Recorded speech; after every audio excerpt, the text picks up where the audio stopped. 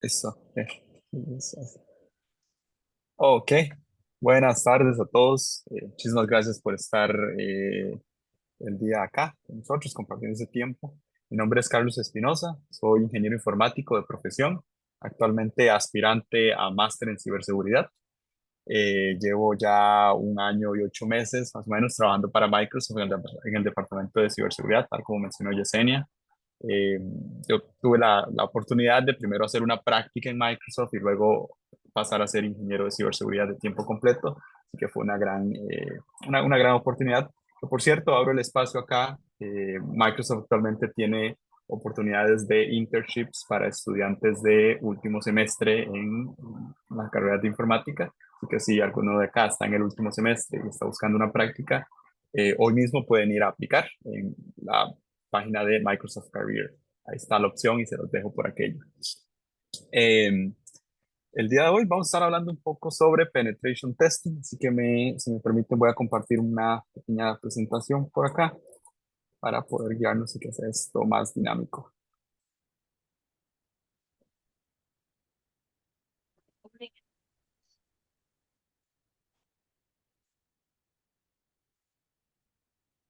Ok, ahí me pueden confirmar si pueden ver. Entonces la regla es cualquier momento, si alguien quiere interrumpir, no tiene problema, ¿cierto, don Carlos? No hay problema, pueden interrumpir sin ningún Listo. problema. Ver. Ok, me confirman por ahí si pueden ver. Ah, pueden ver de manera correcta la presentación, correcto. Sí, ok, excelente. Bien, como hemos hablado, como he mencionado, hoy vamos a estar hablando sobre pruebas de pentesting, específicamente en entornos webs. Vamos a dar una introducción teórica y luego vamos a pasar a una presentación práctica. Vamos a resolver una máquina que es específicamente para poder practicar. Antes de continuar, es importante dar un pequeño disclaimer. Toda la información presentada en esta charla tiene únicamente un objetivo educativo y está destinada a aumentar la comprensión sobre las prácticas de pentesting en un contexto de ciberseguridad. Así que nada de la información presentada acá es dirigida o se debe utilizar para llevar a cabo actividades ilegales o invasión no autorizada a la privacidad de cualquier organización o persona. Disculpe, este video, ¿puedo publicarlo en medios o no? Ese Sí, charla. por supuesto, el disclaimer es más que todo por el contenido que se comparte, los tipos de skills que se aprenden en pentesting, ¿no? Siempre mantener una actitud ética ante todo. Bien, primero es importante entender qué es el pentesting, ¿no? El pentesting es una rama que viene de la ciberseguridad, recordando que la ciberseguridad busca proteger todos los assets y material digital de las organizaciones, ¿no? Sin embargo, en el avance de la digitalización mundial ha crecido tanto la tecnología que la ciberseguridad ha tenido que ir creciendo también y abarcar todas las nuevas áreas y retos que se van presentando. Entre ellas, la el creciente número de ataques que se registran día a día ante las organizaciones, ¿no? Intentos de ataques para vulnerar y robar información o comprometer las organizaciones. Entonces, el pentesting nace a raíz de este aumento de los ataques. Lo que busca es estar un paso adelante de los atacantes. ¿Cómo lo logra? Bueno, corriendo pruebas de penetración a los sistemas antes de que lo haga el atacante, ¿no? Entonces, estas pruebas, por supuesto, todas estas pruebas de penetración son con la autorización de la organización, ¿no? Se contrata a un equipo de pentesters que van a llevar a cabo ese intento de romper el sistema. Y en el tiempo que se rompe el sistema, se van a identificar cuáles fueron las brechas de seguridad que llevaron a que sí se lograra penetrar el sistema, ¿no? Entonces, con toda esa evidencia recolectada, se crea un informe de auditoría formal el cual la organización debe utilizar para solucionar esas brechas de seguridad que se encontraron antes de que llegue un atacante y las aproveche, ¿no? Entonces, al igual como una empresa contrata un inspector para que revise la planta o el edificio donde están ubicados para asegurarse que todo esté seguro. Una empresa también contrata un equipo de pentesters para que se asegure de que sus sistemas están protegidos. Y si no lo están, poder identificar cuáles son esas brechas para que sean solucionadas.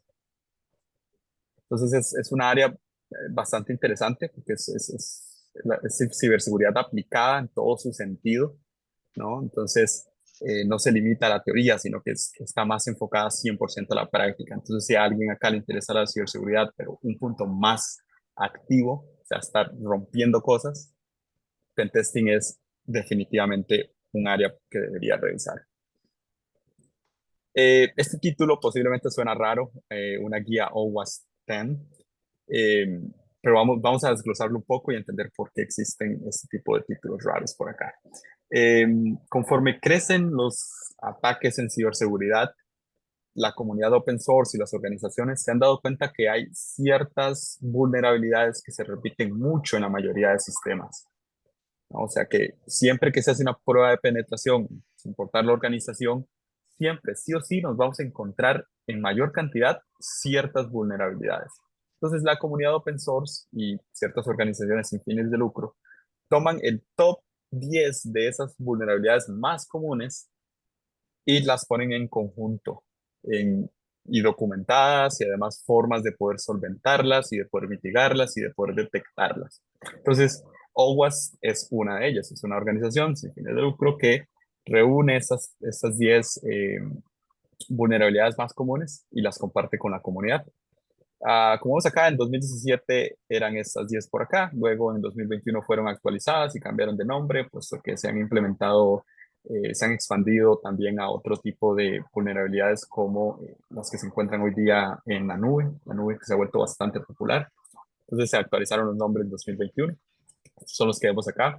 Vamos a hablar de alguna de ellas, por ejemplo, el Broken Access Control. Esta es una vulnerabilidad donde el sistema no valida qué información o a qué recursos tiene acceso qué usuarios, ¿no? Entonces, todo el mundo tiene acceso a todo, o ciertos usuarios tienen acceso a información que no deberían tener acceso, ¿no? Por ejemplo, un desarrollador de software, alguien del equipo de desarrollo de software, ¿por qué debería tener acceso a información de recursos humanos? ¿No? ¿Verdad? No tiene sentido dentro del sistema. Eso no es un peligro solo porque la persona puede malintencionadamente robar ese tipo de información para su uso personal, para su conveniencia, sino que si una de esas cuentas es vulnerada, pues el impacto del ataque va a ser mucho mayor, ¿verdad? Porque va a tener acceso a múltiples recursos de información. El segundo punto del que se habla ahí es el cryptographic failures. Esto es bastante común. Son vulnerabilidades encontradas en los algoritmos de criptografía que se están aplicando en las distintas informaciones o data que se maneja dentro de la organización. Esto sucede mucho en los equipos de desarrollo, donde las empresas buscan contratar personas con mucha experiencia en ciertas tecnologías, lenguajes de programación, pero se olvidan de contratar a alguien experto en seguridad de desarrollo de software, no alguien que sepa leer código, que sepa leer un algoritmo y diga, bueno, este algoritmo puede ser vulnerable en este y estas situaciones.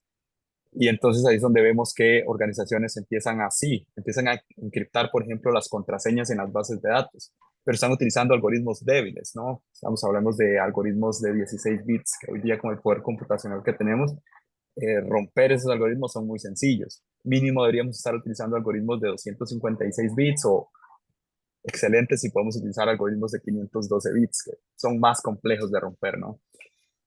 El tercer punto que se menciona ahí son las inyecciones. Este es uno bastante común y que es bastante complejo de sobrellevar porque hay múltiples formas de aprovecharlo. Uno de estos tipos de ataques son las inyecciones SQL. Si a alguien le gusta por acá mucho tema de base de datos, reconoce SQL, donde básicamente no se valida la data que se está ingresando por ninguno de los inputs disponibles en la plataforma web. En este caso estamos hablando de aplicaciones web. Y entonces el atacante puede aprovecharse de ese punto e inyectar SQL que va a ser procesado por el backend y va a retornar algo, ¿no? Entonces esto, por supuesto, es malísimo, porque si no se valida, por ejemplo, inyección SQL en un login, es sumamente sencillo truquear el login y en lugar de meter una contraseña, meter un, un código SQL que no valide la contraseña. O sea, que le diga, por ejemplo, tengas o no tengas contraseña, retorna un true. Entonces va a acceder al, a la plataforma sin tener la contraseña, ¿no? Sin embargo, también hay otro tipo de inyecciones, como la inyección de código malicioso. Esto se hace directamente en el código fuente. Se puede alterar el código JavaScript y hacer que se ejecute.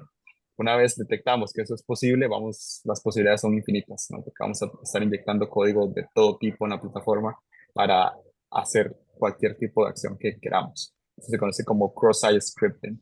Ese es el nombre de esa vulnerabilidad. Y luego vamos a ver desglosadas las otras 7 eh, vulnerabilidades, que son las más comunes, como inseguridades en el diseño. Esto es más en el tema de diseño de sistemas, que muchas veces no se toman en cuenta cómo va a reaccionar una arquitectura frente a ciertas situaciones, o no se llevan a cabo pruebas de estrés, por ejemplo, y entonces nos encontramos con arquitecturas de software que son bastante débiles y que tienden a quebrarse muy fácilmente por los atacantes.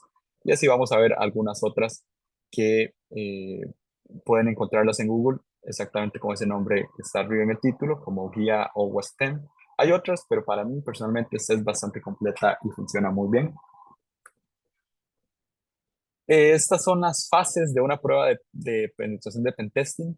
Evidentemente es importante, primero que todo, verificar los 10 puntos que mencionamos anteriormente, ¿no? Esos son los primordiales porque estadísticamente son las que sabemos que tienen más probabilidades de aparecer en las pruebas. Sin embargo, estas son las 4 etapas principales de cualquier prueba de pentesting. Número 1, la recolección de información. Esto es bastante tema de ingeniería social, ¿no? Poder entrar a los buscadores de búsqueda como Google, Edge, y empezar a investigar qué información podemos encontrar de esta empresa pública en Internet. Muchas veces se puede encontrar incluso usuarios con contraseñas utilizando backdoors. Son básicamente pequeñas consultas en Google para poder filtrar la información y sí, es muy factible que se pueda obtener de esa manera tan sencilla usuarios y contraseñas.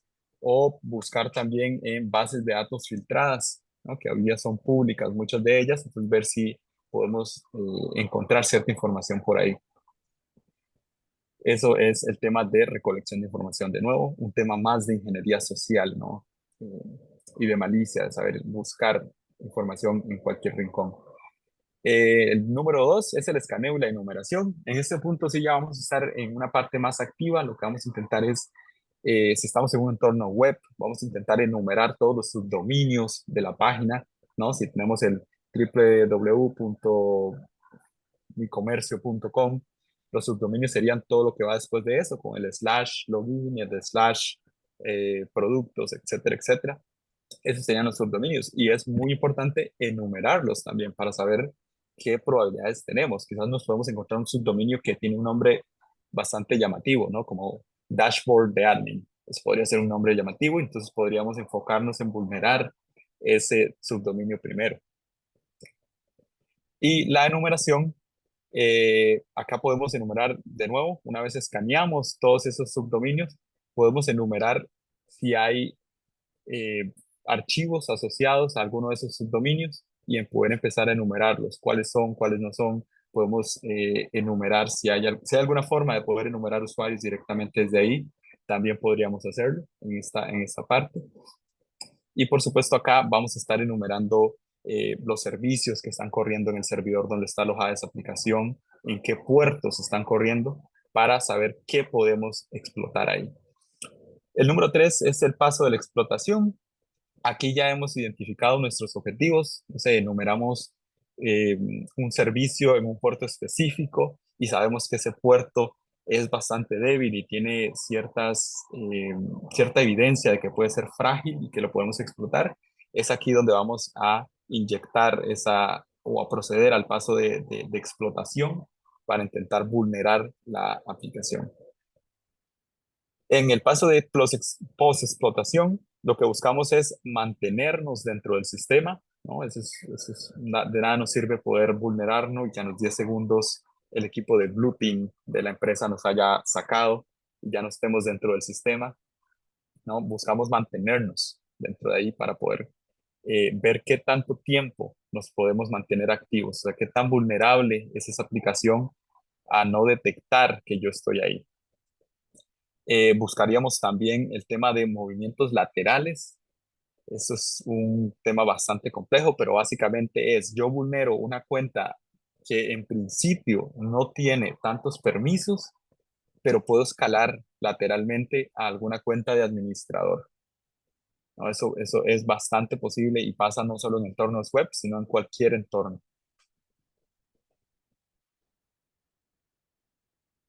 Sí, entonces, estos son los temas de post-explotación. Por supuesto, después de esto se genera un informe de auditoría formal sobre las vulnerabilidades que se encontraron, los pasos para replicar esa vulnerabilidad y recomendaciones generales. Aunque las recomendaciones de recuperación de desastres o cómo arreglar los problemas que se encontraron está fuera del alcance del equipo de pentesting, eso ya sería más de un equipo de Blue Team que está más en la parte defensiva.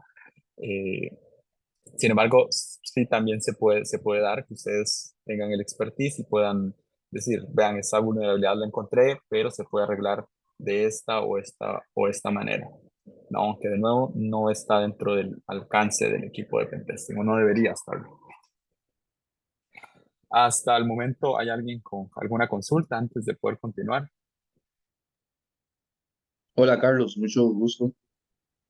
Bueno, Jean Carlos, un Sí, gusto. una consulta. Cuando un equipo de pentesting está, digamos, trabajando en una empresa, Ujú. se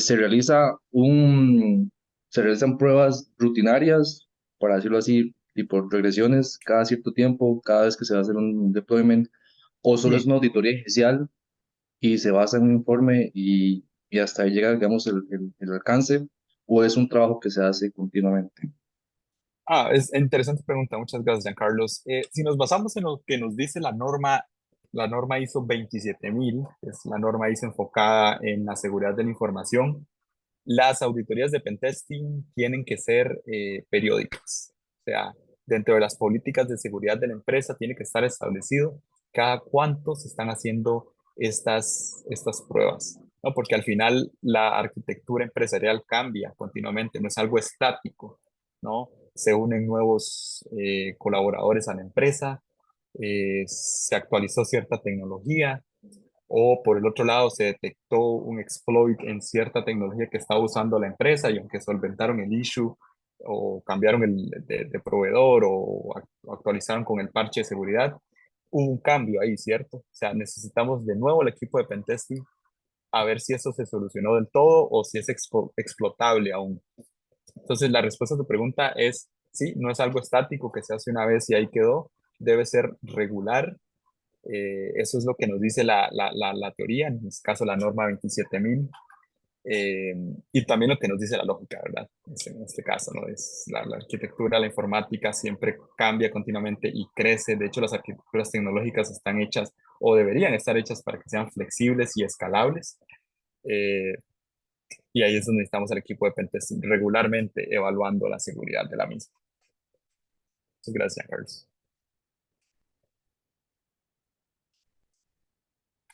Bien, ¿alguien más?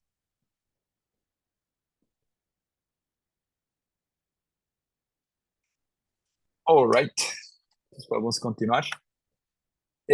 Para la siguiente parte de la presentación vamos a estar resolviendo una máquina de prueba. Eh, Hay múltiples plataformas de e-learning en Internet que proveen máquinas que están específicamente hechas para que uno pueda practicar y poner en práctica la ciberseguridad, ¿cierto? Poner en práctica lo que estamos aprendiendo. Porque es bastante difícil, ¿no? Que uno está aprendiendo sobre hacking y, oh, bueno, ahora dónde lo pongo en práctica, ¿verdad? No puedo ir a una empresa a intentar hacerlo, que es ilegal. Entonces, esas plataformas son muy útiles para eso. En este caso, vamos a estar resolviendo una máquina en específico que se llama Pickle Rick. Se las voy a mostrar por acá. Voy a dejar de compartir un momento para compartir el otro escritorio. Creo que deberían estarlo viendo por ahora. Esta es la máquina que voy a estar resolviendo. Yo estoy utilizando TryHackMe, pero hay múltiples servicios de e-learning por en internet que pueden utilizarlos también para levantar ese tipo de máquinas y hacerlo.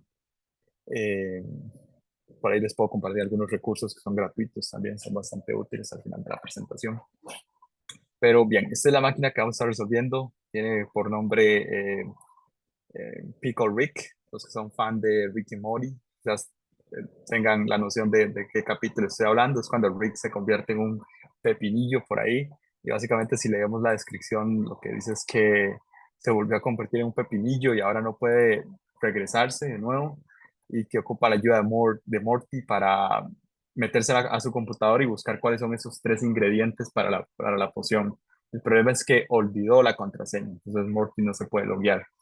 Entonces, ¿cuál va a ser el objetivo acá? Bueno, vulnerar esta página, ¿no?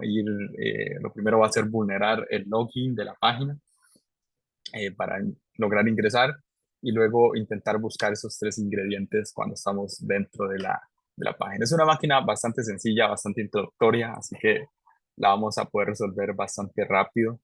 Sin embargo, nos va a permitir poder poner en práctica algunos de los conceptos que hemos mencionado anteriormente. Yo voy a estar utilizando Kali Linux. Si a alguien acá no le gusta Kali Linux y prefiere utilizar Parrot OS o cualquier otra distribución de Linux enfocada a ciberseguridad o no enfocada a ciberseguridad, los paquetes siempre se pueden instalar. No hay ningún problema. Lo que habíamos visto, recuerdan, era que el primer paso es la investigación, ¿no? Poder investigar con ingeniería social qué está sucediendo, qué hay detrás, qué información podemos obtener. Esto lo podemos hacer de múltiples formas. Hay una tool que se llama Wapalizer. Es básicamente una extensión. Es disponible para Firefox, sí, correcto. Que una vez se instala el producto, es gratuito,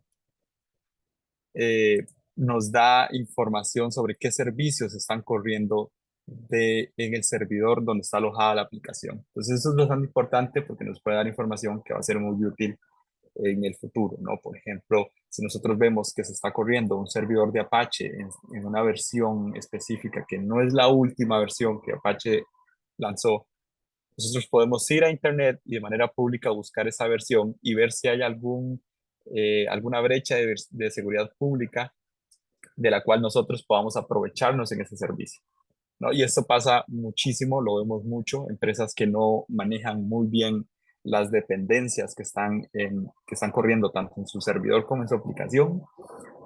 Y ya hay vulnerabilidades públicas en Internet y es donde son vulnerados de manera súper sencilla, ¿no? Hubo hace un tiempo una pequeña librería inocente en JavaScript que lo único que hacía era poder facilitar la forma en que uno manejaba las fechas en JavaScript.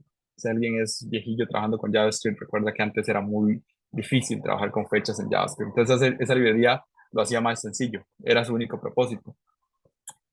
Lo que pasó fue que muchas personas simplemente importaron la librería sin utilizar un manejador de paquetes de JavaScript y se olvidaron de la librería. El tema es que en una versión específica se vio que se podía hacer un cross-site scripting, o sea, inyectar código malicioso ahí mismo. Y muchas de esas empresas que simplemente dejaron la librería ahí en sus equipos de desarrollo, en su GitHub, en su código fuente, eh, fueron vulnerados. Fue un tema bastante grande, pero sí, ahí vemos la importancia de tener un buen manejo de las dependencias que estamos utilizando en el desarrollo de software o durante todo el ciclo de desarrollo de software, ¿no? Entonces, eso es bastante importante. Es gratis, se puede instalar en cualquier navegador y simplemente se inicia y va a hacer un escaneo y les da la versión de JavaScript, si están utilizando algún framework de JavaScript, les da el nombre del framework, la versión, algunas dependencias, los servicios que están corriendo. Muy útil y esa es parte de lo que conocemos como un escaneo pasivo, ¿no? No estamos haciendo nada intrusivo. Lo siguiente que podemos hacer es un escaneo activo, y es aquí donde viene todo ya el tema de escanear y enumerar, ¿no? En este caso, un escaneo activo sería el poder, eh, el poder enumerar o escanear, bueno, primero que todo, escanear los puertos del servidor donde está corriendo esta página web y tratar de ver qué servicios están corriendo en esos puertos que están abiertos, ya que eso nos va a permitir, bueno, saber por dónde podemos ir a atacarlo, ¿no? Si vemos que está corriendo un HTTP en cierto punto, en cierto puerto, sabemos que podemos redirigir un ataque ahí. También podemos evaluar si tiene HTTPS activo. Si no lo tiene, pues eso es una ventaja para nosotros, ya que podemos entrar más fácilmente y definitivamente es algo que vamos a incluir en el reporte, ¿no? No podemos no tener HTTPS hoy día. Entonces, ¿cómo podemos hacer un análisis de esos puertos? Existen muchas formas de hacerlos, muchos softwares y paquetes de Linux ya lo permiten. Uno de los más famosos es Nmap. Nmap es utilizado para auditoría de redes, principalmente, pero también puede ser utilizado para poder escanear un servidor en específico y ver si tiene algunos servicios en algunos puertos abiertos, ¿no? Entonces, para ejecutarlo es bastante sencillo. Sería escribir un Nmap. Aquí ya nos está autocompletando Kali Linux. Es una funcionalidad muy cool. Eh, Vamos a utilizar dos flags en específicos. El flag SC, que lo que nos va a permitir es poder habilitarle a Nmap que ejecute ciertos scripts en cada uno de los puertos que va a analizar. SV nos va a permitir poder extraer información de los servicios que están corriendo o del servicio que está corriendo en cada uno de los puertos que detectó. Y el flag "-p" nos va a permitir enumerar los puertos que queremos verificar o que queremos escanear en el servicio. En este caso vamos a escanear 4 puertos en específicos. El puerto 21, donde corre FTP, por defecto va a correr FTP. Muchas empresas lo que hacen es cambiarlo para evitar que se escaneen de esta manera, ¿no? Esa es una buena práctica. El puerto 22, donde corre SSH, el puerto 80 corre HTTP principalmente, el puerto 25 corre SMTP, es un servicio de correo, servidor de correo. Ojo, por defecto, ¿verdad? Puede ser que la empresa lo haya cambiado. Y por último le ponemos, en este caso, la URL que queremos escanear. Yo como estoy corriendo en una máquina virtual, lo que me está dando es una IP, pues en un entorno real va a haber un DNS bien configurado y vamos a tener una URL común y corriente, ¿verdad? Esto lo podemos ver como que es una URL normal.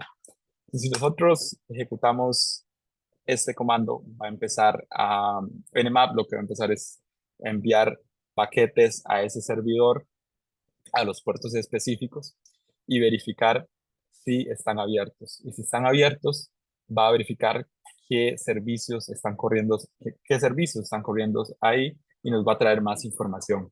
Ojo, yo aquí enumeré los puertos, ¿verdad? Ustedes, si lo dejan en blanco, va a enumerar absolutamente todos los puertos disponibles, pero estamos hablando de 65,000 puertos, ¿verdad? Entonces, no es viable, eso va a tomar muchísimo tiempo. Entonces, lo ideal es escanear aquellos puertos que nosotros sabemos que típicamente están abiertos y que típicamente corren ciertos servicios, o si hicimos una buena investigación al principio y encontramos información o posible información de que la empresa puede correr cierto servicio en cierto puerto, lo podemos colocar acá sin ningún problema. Entonces, acá ya he terminado el escaneo, fue bastante sencillo. Vemos que en el puerto 21 el servicio FTP está cerrado, entonces no lo podemos vulnerar de ninguna manera. SSH en el puerto 22 sí que está abierto, ¿no? Eso es bastante interesante porque SSH nos permite hacer grandes cosas como generar sesiones. Entonces, eso puede ser un punto explotable en algún punto. Y además nos da información de ese servicio, ¿no? Están utilizando un OpenSSH en esta versión. Entonces, con esta versión y el nombre del servicio, que yo ya podría ir a Internet y ver si hay alguna vulnerabilidad pública que yo pueda aprovechar, ¿no? En ese sentido.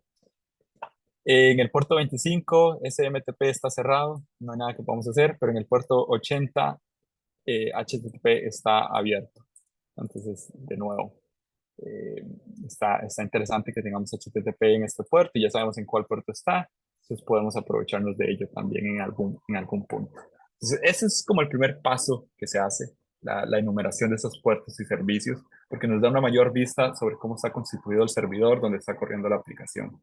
¿No? Eso es excelente.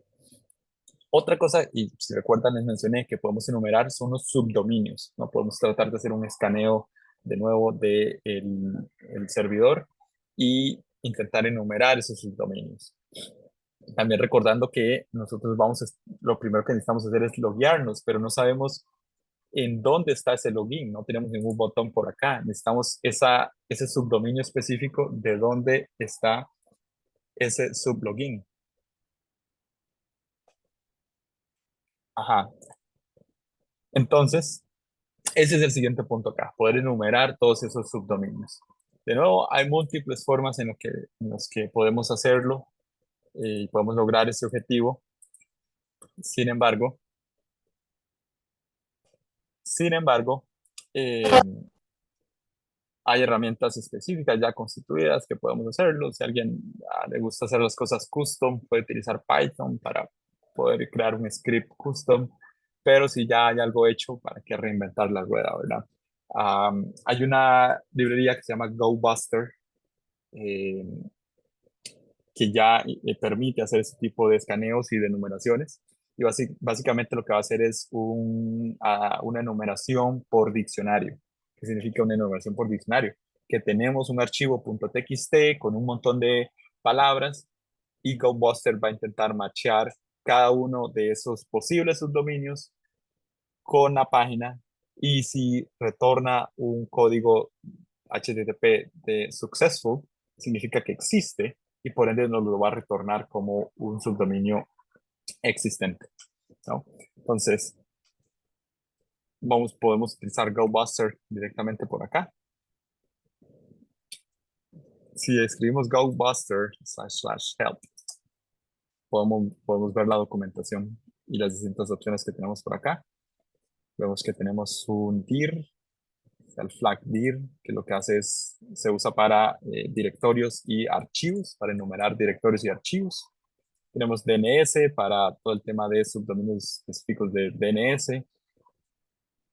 S3, que es para temas de pruebas en entornos de cloud, específicamente para la nube de Amazon, AWS, etcétera, etcétera. Entonces ahí pueden darle una leída más completa.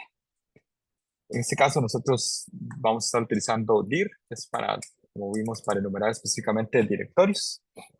El flag-u nos va a permitir colocar la URL, en este caso http en este caso es acá arriba, el 10.10.5414. 14.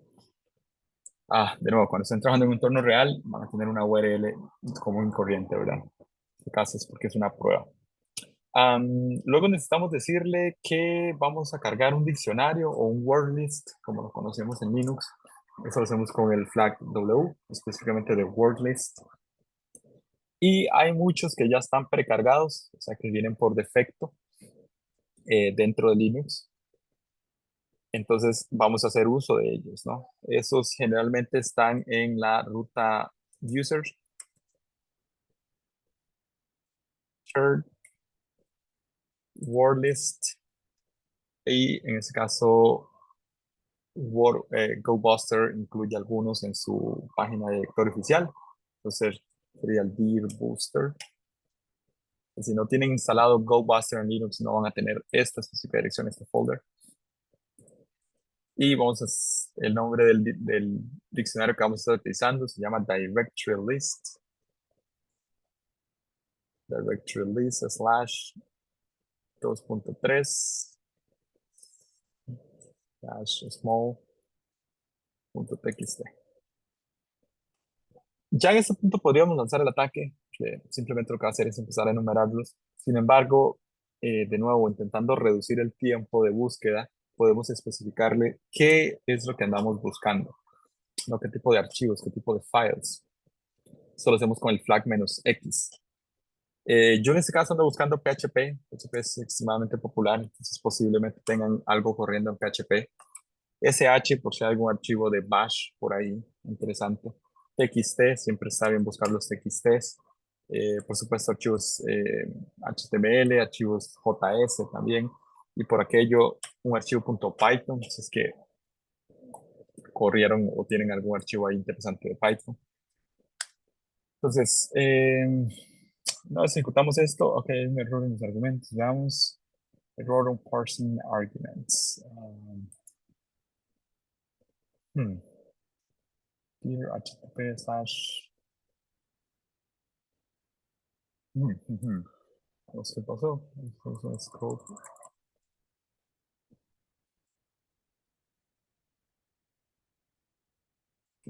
Vamos a hacer el ataque sin esa explicación. No, hay un pequeño error.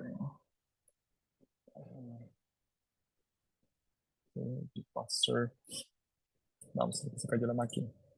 No, se activa. Vamos a la documentación. Go Buster. Here.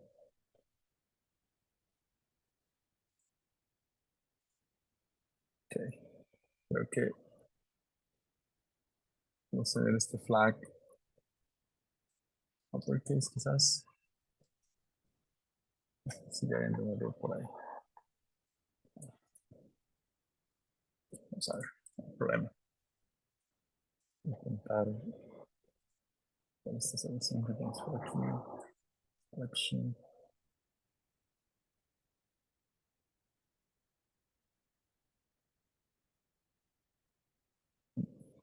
No. Keep cover.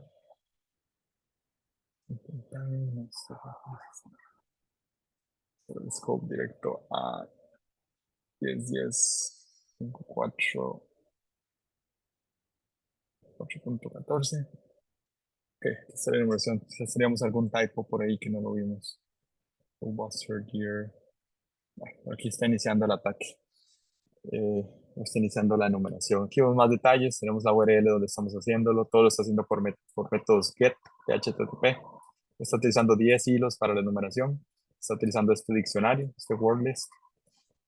Un error negativo, en este caso sería un 404, un not found. Entonces, lo que encuentre como not found, por supuesto, no nos lo va a retornar. Y va a estar buscando por estas extensiones en principio. Y tiene un timeout de 10 segundos.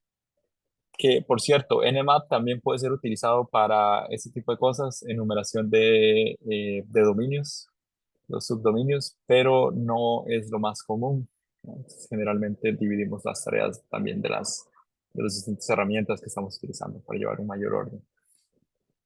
Aquí vemos que ya nos ha enumerado algunos, nos encontró este archivo por acá, este PHP, nos encontró un index.html, nos encontró un login.php, un slash assets y un slash portal.php. ¿No? Entonces ya sabemos dónde está el login de esta página. Está en el slash login.php y hay un slash portal.php también. ¿No? Entonces lo podemos dejar corriendo en segundo plano y de momento ir a ver qué encontramos por ahí. Entonces el slash login.php nos va a llevar a la parte de login. ¿No? Entonces ya encontramos dónde está ese login. Vimos también un portal.php también por acá, pero eso nos está redireccionando de nuevo a login. Eso significa que es un endpoint que está protegido y que primero necesitamos estar autenticados para accesar a él. Entonces, primero necesitamos romper este login. Hay múltiples formas de hacerlo, ¿no? De poder romper un formulario de login. El más común es por fuerza bruta, si detectamos que no hay ningún tipo de verificación o si nos está utilizando alguna forma de restringir los números de intentos de login. Un ataque de fuerza bruta podría ser muy, muy efectivo. Y existen nuevos ataques de fuerza bruta tanto para el username como para el password en específico, ¿no?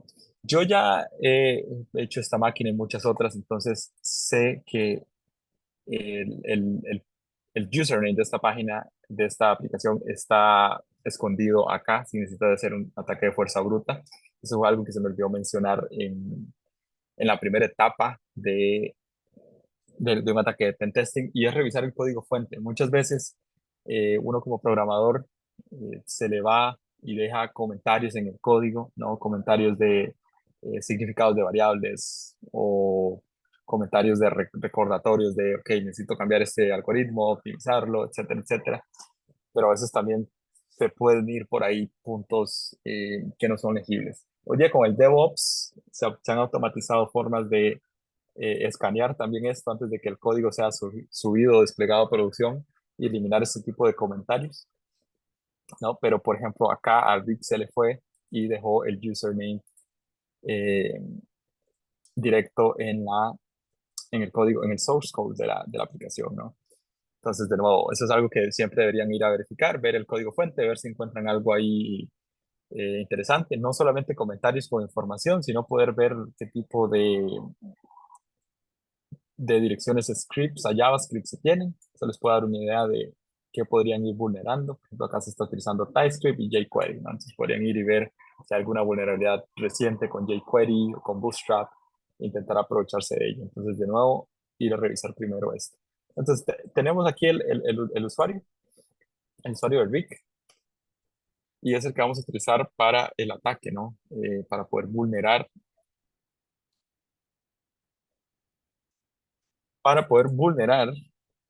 esa, esa contraseña y poder acceder a la plataforma. Entonces, si le pongo aquí cualquier contraseña y yo hago login, me dice que es incorrecto, ¿no? Entonces, ¿cómo hacemos eso? ¿Cómo hacemos un ataque de fuerza bruta? Lo primero es entender cómo se está enviando esta información al servidor, ¿no? Sabemos que se está utilizando HTTP, entonces posiblemente no esté encriptado, pero no sabemos el formato en que se está enviando. Para eso podemos utilizar esta herramienta que se llama Burswip. Burswip es un proxy en reversa. Eso significa que va a capturar la información de la petición antes de enviarla al servidor y nos va a dejar analizar con detalle la petición HTTP que se está haciendo.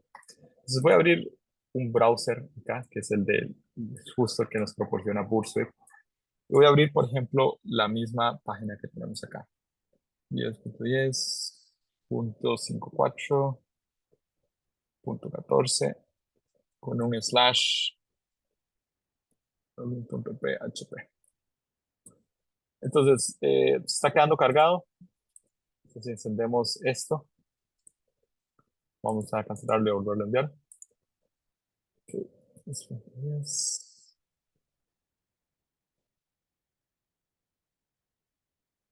10.14 slash login.php.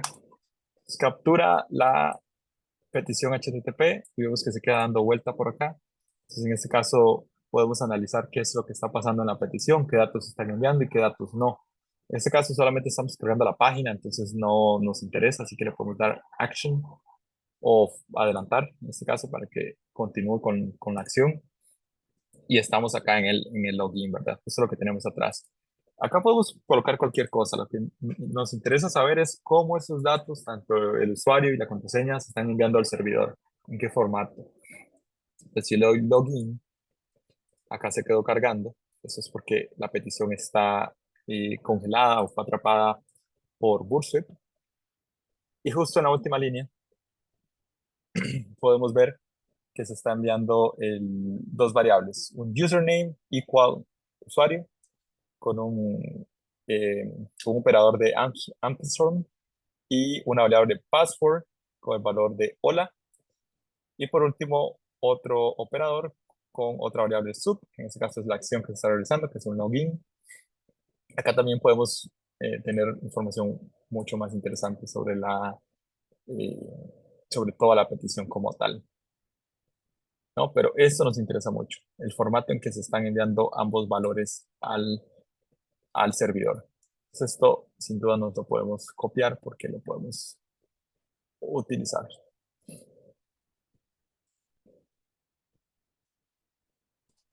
¿No? Entonces en este caso ya podemos hacer el forward y vemos que cuando es erróneo, cuando el login no es successful, da una advertencia en rojo.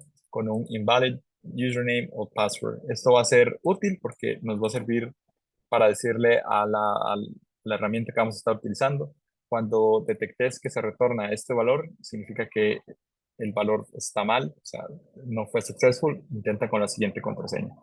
De nuevo, este es un ataque de diccionario, ¿no? Lo que vamos a estar haciendo. Hay múltiples formas de hacer ataques de diccionario. Hay una herramienta específica que es la que se suele utilizar, es como el estándar, se llama Hydra.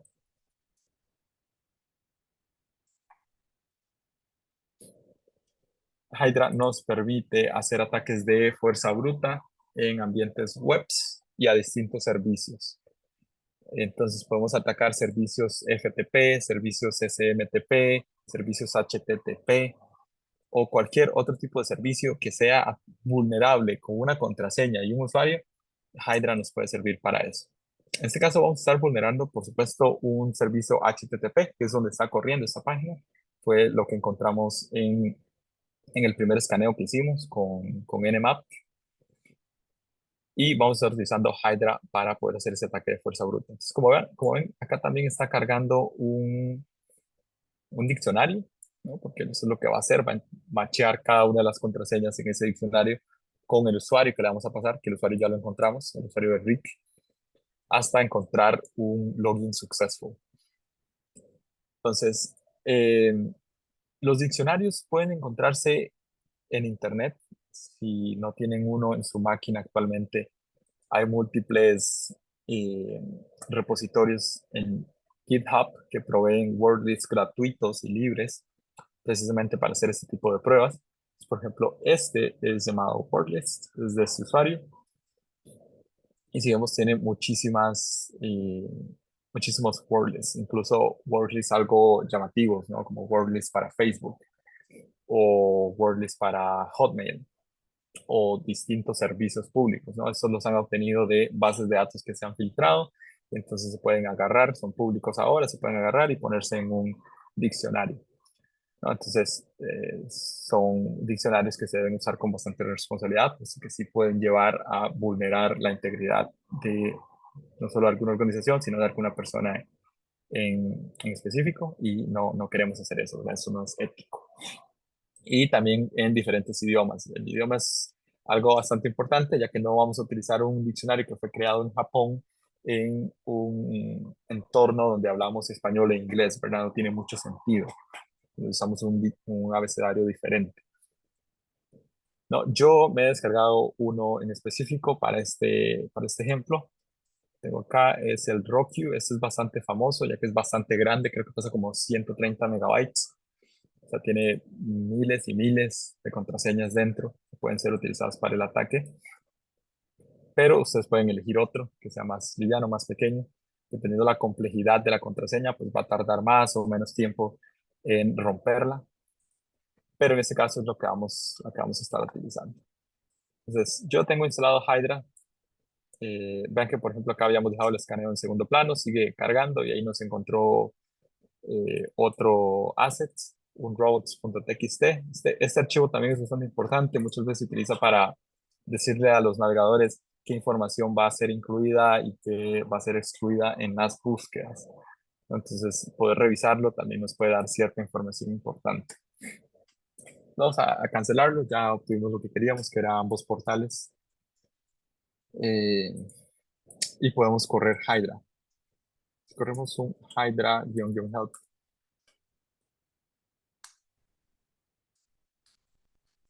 Hydra nos va a dar una perspectiva de las distintas opciones que tiene disponible y de los distintos servicios que puede vulnerar. Además, esto es bastante relevante, siempre estar al tanto de la documentación oficial. Aquí nos da el GitHub, que es una herramienta open source. Entonces pueden ir y leer directamente el código fuente si quieren entender cómo está funcionando por detrás, ¿no? Pero en general, la sintaxis es muy sencilla. Tenemos el comando Hydra, un "-l", que le vamos a decir el user que se va a intentar vulnerar.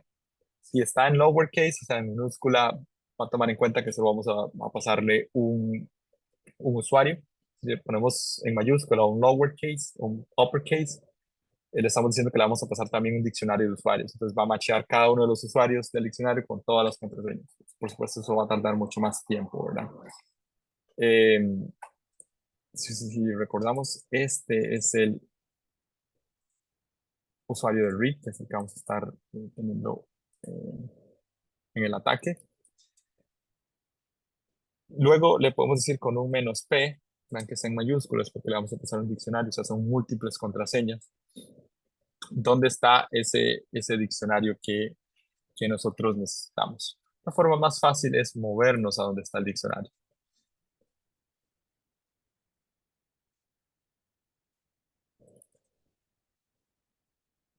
CD downloads. Aquí tenemos el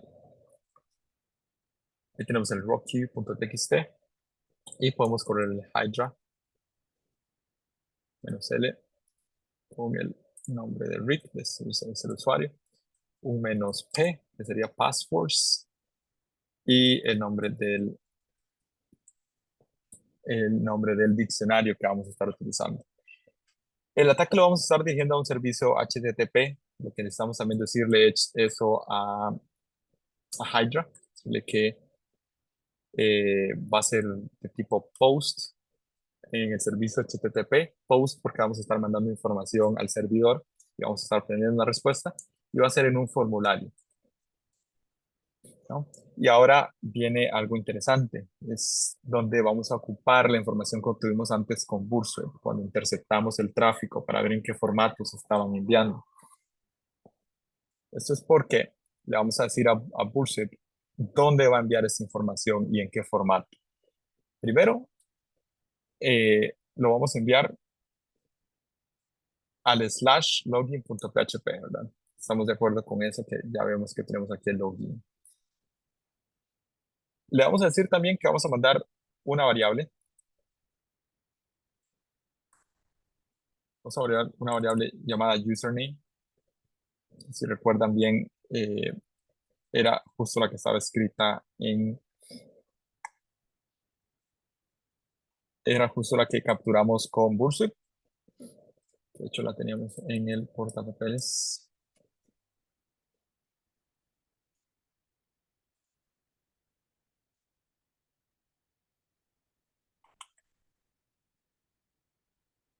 No. Ok, voy a tocar escribirla por acá.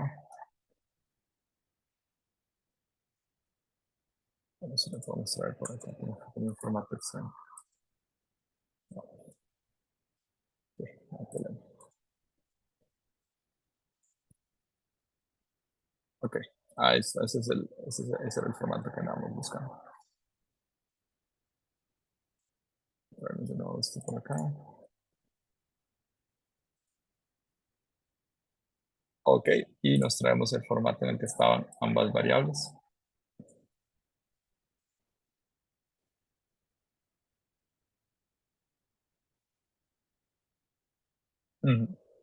Ok, entonces vamos a enviar esos datos al /login con una variable username, y esto lo que le está indicando es que es un parámetro. Entonces, esos parámetros son los que vienen en este caso viene de esta variable que tenemos por acá. No es una variable, es una constante como tal, es un texto plano, pero estamos diciendo que este es el que va a utilizar. Y este password también es un parámetro, que en este caso viene directamente del flag -p, que vendría del diccionario en específico. Necesitamos pasar un valor extra, que es cómo sabe Hydra cuando fue successful o cuando el login no fue successful y debe seguir intentando. Esto lo podemos hacer con un flag más o menos "-f" o un flag "-f", y le pasamos el valor que retorna la aplicación cuando el login no fue successful. Simplemente lo pegamos por acá.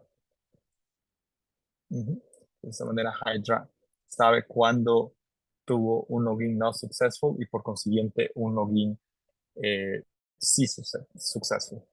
¿No? Entonces podemos pasar un par de flag más. El flag -v lo que va a hacer es retornarnos inmediatamente una vez encuentre un valor positivo, el flag menos v menos f nos va a retornar ese usuario, esa contraseña que fue la que encontró como válida, ¿no? Todo esto está en la documentación, el uso de cada uno de los flags, tal. Acá nos estamos olvidando de algo, es que tenemos que pasarle la URL también, ¿cierto? Antes de el HTTP form y tal, necesitamos decirle cuál es esa URL. En mi caso es la dirección IP de la máquina, .54.14. Y si le damos enter, va a empezar a lanzar el ataque. Vean que va a empezar a probar contraseñas. Entonces son las contraseñas que están en el Ahí la diccionario. dirección, disculpa Carlos, ahí la dirección pusiste 53 y es 54, me parece. Claro. Gracias. Voy a cambiarlo por acá. 10.10. 54, correcto. Muchas gracias. Ok, ahora que la dirección está bien, vamos a correr el ataque nuevamente y va a empezar a mandar todas las contraseñas a evaluarse junto con el usuario que hemos colocado, que en este caso es el usuario Rick Rose. Entonces, en este caso es una contraseña bastante débil, puesto que vemos que aquí aquí nos dio una valid pair, nos dio un pair válido y vamos a probar si este es. Según yo recordaba, este no era el específico que buscábamos, no era el válido, pero no sé si cambiaron la máquina. Lo vemos, ¿no? No, en efecto, no es válida. No sé, yo recordaba la contraseña era diferente. Pero vean que lo que va a hacer es precisamente compararlas y si tiene un match posible, lo que va a hacer es dar ese valor como posible, ¿no? Entonces, siempre vamos a tener falsos positivos, eso en seguridad de la información siempre va a ser algo latente, los falsos positivos. Pues podemos decir que esta contraseña no fue válida y fue un falso positivo. Entonces vamos a volver a correr el comando. Ajustemos de nuevo la URL, la 10.54.14. Digamos, esta vez tenemos un valor diferente. Ok, seguimos obteniendo falsos positivos porque si recuerdo mal, esta no era. No, en efecto, no es. Vamos a correr esto. ¿Qué sucede?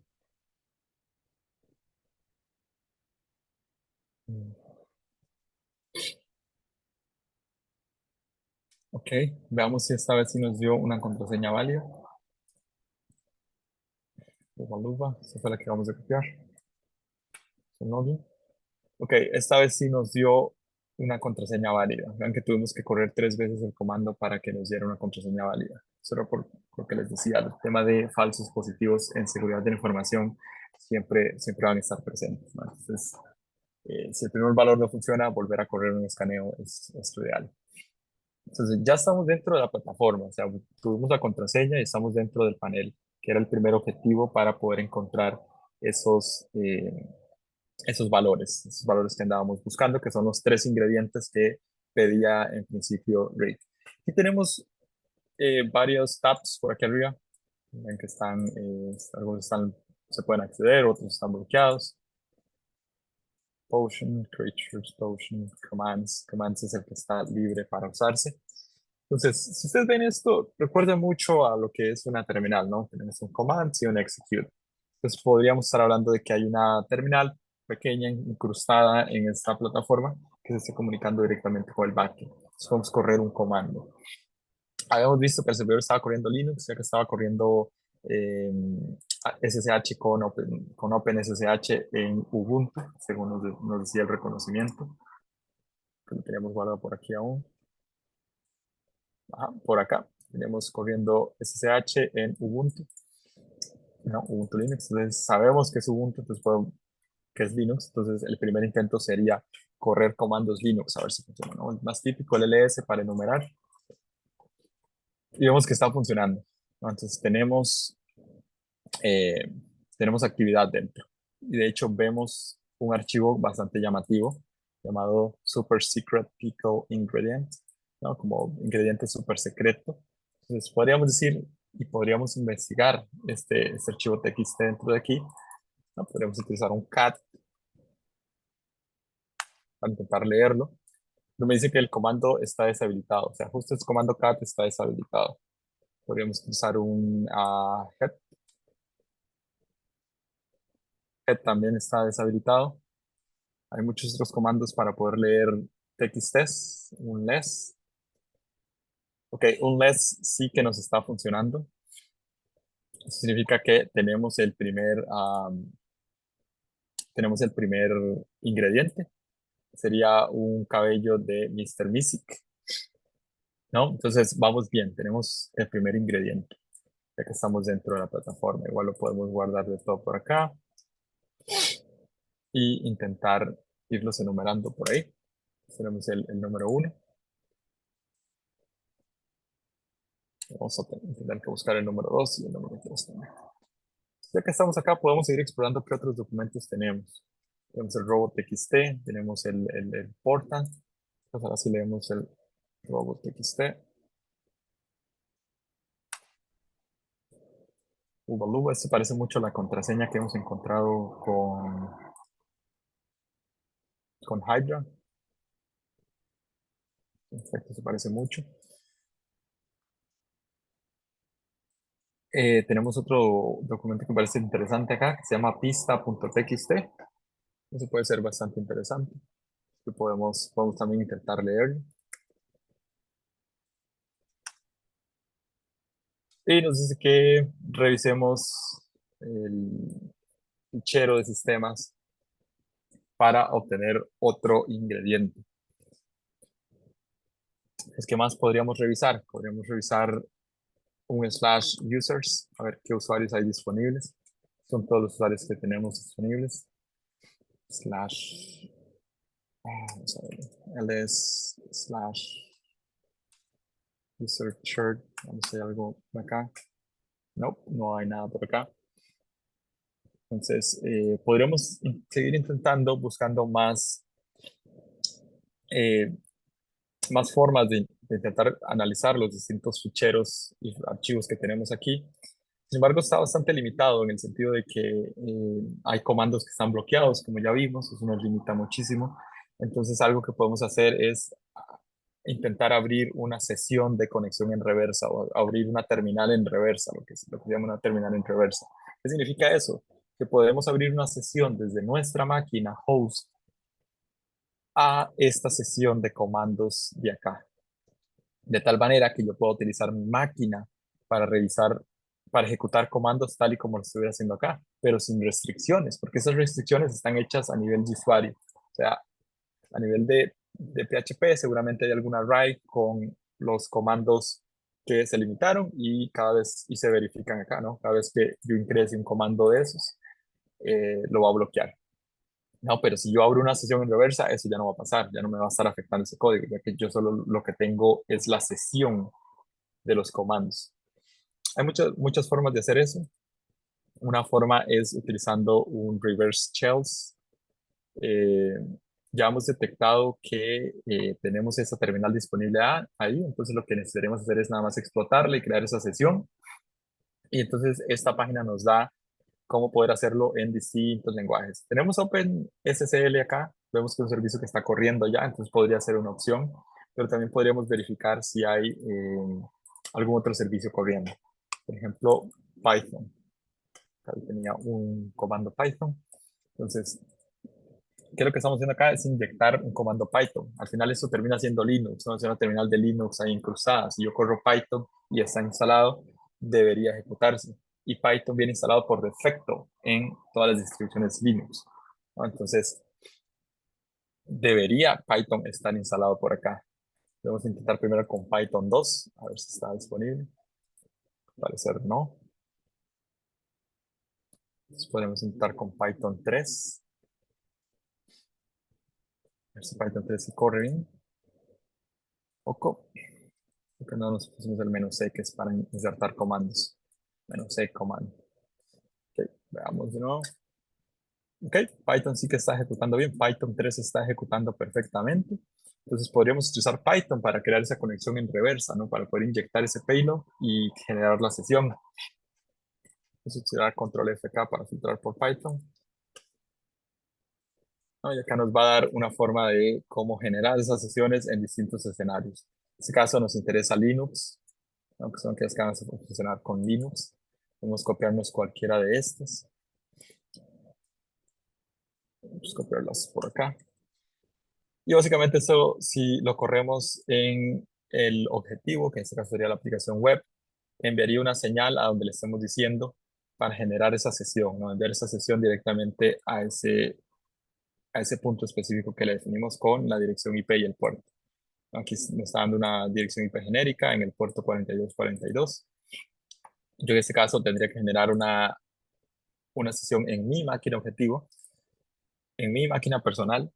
Entonces, me interesa conocer cuál es mi dirección IP, ¿no? En este caso, yo estoy conectado a una VPN, entonces voy a utilizar específicamente esa.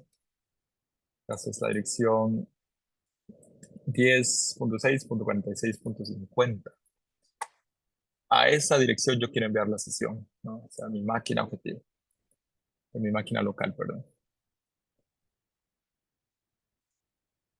Y lo podemos hacer por distintos puertos. El 4242 está ok, pero si ustedes quieren cambiarlo al 7777 o cualquiera, está bien, no hay ningún problema. Siempre y cuando no sea un puerto que ya esté siendo utilizado por otro servicio, no hay ningún problema.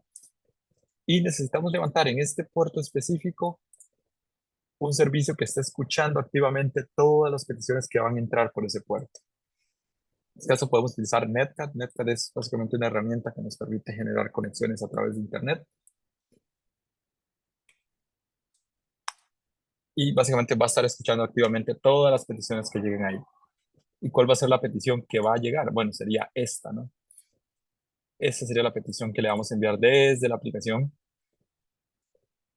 para poder generar esa sesión en reverse. Si recordamos, tenía que ser Python 3, pero que estaba funcionando. Vamos a darle a ejecutar. Se va a quedar pegado, eso está bien. Es justamente lo que hicimos antes con Burso y también capturar el tráfico. Y como vemos, estamos conectados, ¿no?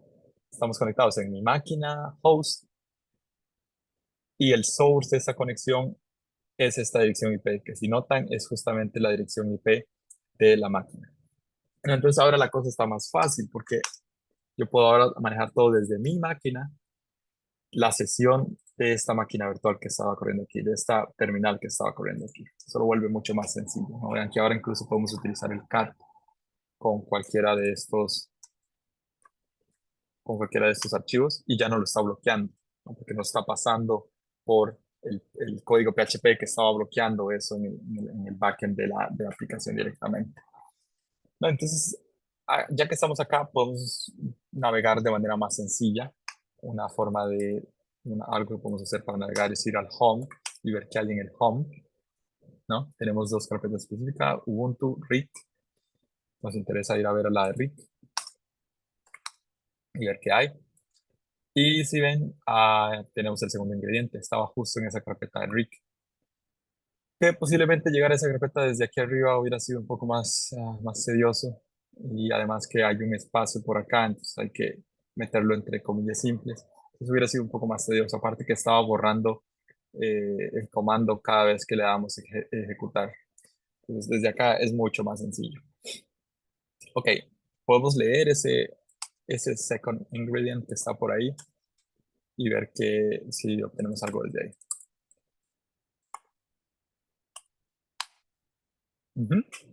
Ahí nos arrojó una lágrima de Jerry. Entonces ese es el segundo ingrediente.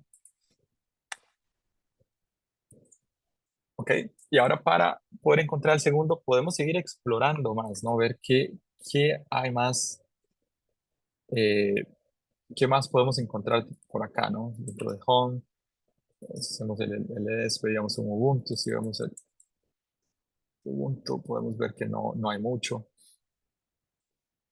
¿no? Entonces, ¿cómo podríamos seguir averiguando esto? Bueno, convirtiéndonos en usuarios root. Los usuarios roots tienen eh, pues acceso a básicamente todo el sistema y podríamos hacer una forma de escaneo para buscar todos aquellos archivos TXT. Ya vemos que la mayoría de estos son archivos TXT, entonces para intentar hacer eso. Sin embargo, podríamos verificar si uno puede tener esos permisos para convertirse en usuario root. ¿Cómo se convirtió usuario root uno en Linux? Con un sudo su. En teoría, la conversión a usuario root no debería estar permitida sin una contraseña de administrador, ¿no? En este caso no fue así. Eh, Como les mencioné, es una máquina bastante sencilla de vulnerar. Sin embargo, si ustedes están haciendo, si se encuentran con esto, por supuesto, deben colocar esto en su reporte, ¿no? La conversión a usuario root debe estar estrictamente bloqueada únicamente para administradores y con una contraseña bastante fuerte, ¿no? Antes de elevar esos permisos. Esto nos va a permitir proteger a los sistemas de movimientos laterales o escalaciones de privilegios. Entonces, si nos vamos a cd root, sería esa, ahora que tenemos acceso a root, podemos irnos directamente a cd root y ver qué hay dentro de esa línea. Si vemos un fumi, soy root, y vamos a hacer un ls. Ok, tenemos un archivo que se llama snap y un archivo que se llama third o tercero. Indagamos por lógica que ese sería el tercer ingrediente, ¿no?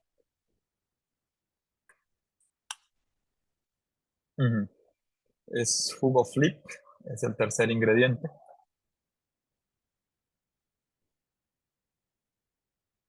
Es el tercer ingrediente que hemos tenido. Copió bien. Al parecer se cerró la sesión. Ok, pero nos dio tiempo de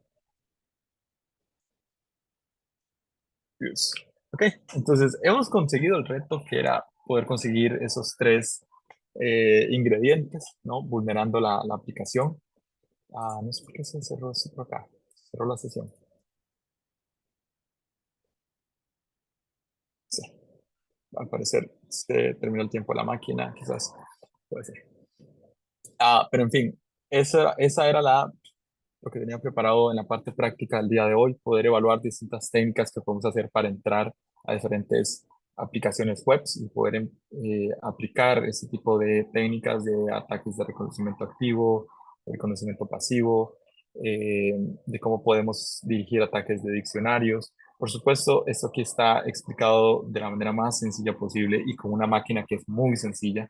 En estas plataformas hay máquinas para todos los niveles y hay máquinas que me ha tomado 4 horas trabajarlas, intentar vulnerarlas, etcétera. Eh, pero lo cual es una experiencia muy, muy buena, ¿no? Que, estás agarrando práctica real. Al final son máquinas que, aunque están hechas para aprender, son máquinas real. O sea, así funciona en un entorno empresarial. Este en específico, de nuevo, era una máquina bastante sencilla. Eh, Así que eso es lo que teníamos preparado para hoy en esa parte práctica. Voy a volver un momento a la presentación.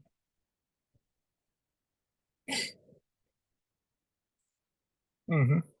Ok, entonces hemos resuelto la máquina acá muy rápidamente por la limitación de tiempo, pero pudimos ver cómo poder hacer un primer reconocimiento y enumeración de distintos servicios y subdominios.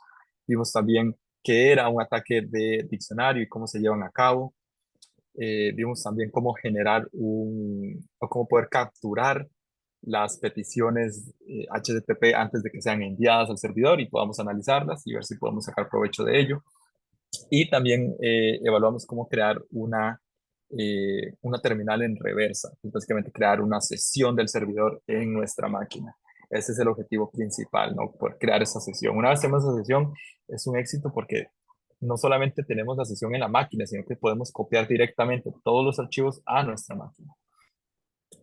Y por supuesto, hay muchas plataformas que son vulnerables a esto y debe ser algo que si se encuentra ese tipo de vulnerabilidades, debe ser top priority para ustedes colocarlas en su informe de auditoría para que la empresa pueda encargarse, la organización pueda encargarse de solucionar estos issues. En recomendaciones generales, estas recomendaciones van a estar basadas en lo que acabamos de ver en la máquina virtual. La primera es la validación de los datos que van a entrar en todos los inputs. Si ustedes vieron en esta máquina, en esta terminal que estaba aquí, podíamos ingresar comandos y podemos burlarlas, generando una máquina, una sesión en reversa de la terminal en mi host. Eso significa entonces que deberíamos al menos bloquear ahí a Python. Python no debería poder ejecutarse ahí, quizás Bash tampoco, o servicios que comúnmente van a estar habilitados, deberíamos poder deshabilitarlos, ¿no? Y de esa manera impedir que se creen este tipo de vulnerabilidades.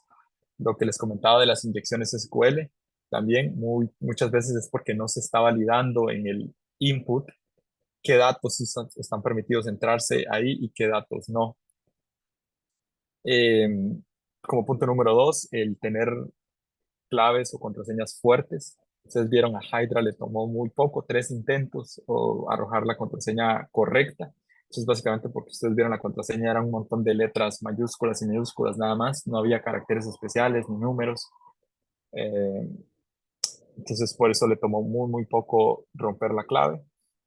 Sin embargo, una contraseña más fuerte puede ser mucho más difícil de romper, ¿verdad? Como número 3, el escaneo siempre activo de vulnerabilidades y de mantener todo con las últimas actualizaciones del proveedor. Incluso estamos hablando de que en el stack de tecnologías que usamos, estamos utilizando dependencias open source, o sea, que son gratuitas, no hay nadie que respalde como tal el soporte. Sí estar anuentes de tener las últimas actualizaciones que la comunidad va lanzando, ¿no? Por lo general son las que incluyen los parches de seguridad de las vulnerabilidades que se han ido encontrando en las anteriores. Y por supuesto, siempre tener en cuenta una mentalidad de arquitectura de seguridad. Está genial que utilicemos las últimas tecnologías, los últimos frameworks JavaScript para desarrollar aplicaciones. Todo está excelente, pero mantengamos una mentalidad basada en la seguridad. No incluyamos una librería o una dependencia que es nueva y que no tiene reputación en el código fuente, porque no sabemos si va a seguir recibiendo soporte o si tiene código malicioso. El hecho de preparar arquitecturas que soporten las vulnerabilidades más comunes que vimos anteriormente, eso es indispensable, ¿no? Vulnerabilidades como ataques de DOS o de negación de servicio se pueden evitar, se puede reducir el riesgo de ellos teniendo una buena arquitectura, tanto en la aplicación como en el servidor, ¿no? Todo ese tipo de cosas son bastante importantes. Entonces, estamos corriendo sobre el tiempo. Entonces, si alguien tiene preguntas, eh, soy abierto. Este tiempo es para ustedes, para que puedan hacer consultas, preguntas, si algo no quedó claro, con toda la confianza. Bueno, ¿se me escucha? Sí. Eh, Era para preguntar si Kali y Linux era la única herramienta que se podía utilizar para este tipo de trabajos o había alguna Ah, otra. no, en realidad Linux es cualquier distribución de Linux, o sea, los paquetes son instalables, los paquetes que yo tengo en Linux los puedo instalar en Ubuntu, los puedo instalar en cualquier otra distribución, incluso si vienen de diferentes arquitecturas como Arch Linux, que es una arquitectura un poquito diferente de Linux, una implementación diferente a las distribuciones basadas en Fedora, son las que estamos acostumbrados. Eh, También se pueden instalar. Entonces puedes utilizar la distribución que más te guste. Estas basadas en seguridad, lo cool es que ya vienen con varios paquetes de seguridad, ¿no? Entonces tenemos dos que son las que yo conozco y que he utilizado. Está Linux, que también está en su versión Kali Linux, que es una versión de Linux enfocada a seguridad defensiva, lo que se conoce como Blue Team. Y está también Parrot OS, que es otra distribución que también viene igual cargada con múltiples herramientas, tanto para seguridad ofensiva y defensiva. Pero en general puedes usar cualquiera. Si quieres usar una que ya venga con herramientas precargadas, Kali o Parrot serían tus opciones. Entendido. Gracias. Un gusto. ¿Alguien más? Una ¿Alguna otra pregunta, consulta? Ujú. sí, viéndolo desde el punto de vista empresarial, Sí. ¿dónde o debajo de qué departamento, hablemoslo así, DevOps o el departamento de calidad QA, Ujú. dónde se puede implementar o dónde debería estar localizado un equipo de pentesting? Ok, el equipo de pentesting se va a tomar su acción una vez ya todo esté desplegado, ¿no? Está fuera de su alcance la asesoría mientras se está construyendo un software o se está haciendo deploy. Eso es algo más de DevOps Security, se conoce como la seguridad aplicada a DevOps, ¿no? Y también de los especialistas en seguridad de código, seguridad de software, que son los que tienen la capacidad de poder detectar en construcción de código si hay alguna amenaza. Pentesting va a venir cuando ya todo esté desplegado, cuando la arquitectura ya esté disponible y va a venir nada más a intentar quebrar todo y detectar dónde están las vulnerabilidades para ser arregladas. Pero como tal, está fuera de su alcance la asesoría mientras se está produciendo la arquitectura o se está desarrollando algo o antes del deployment.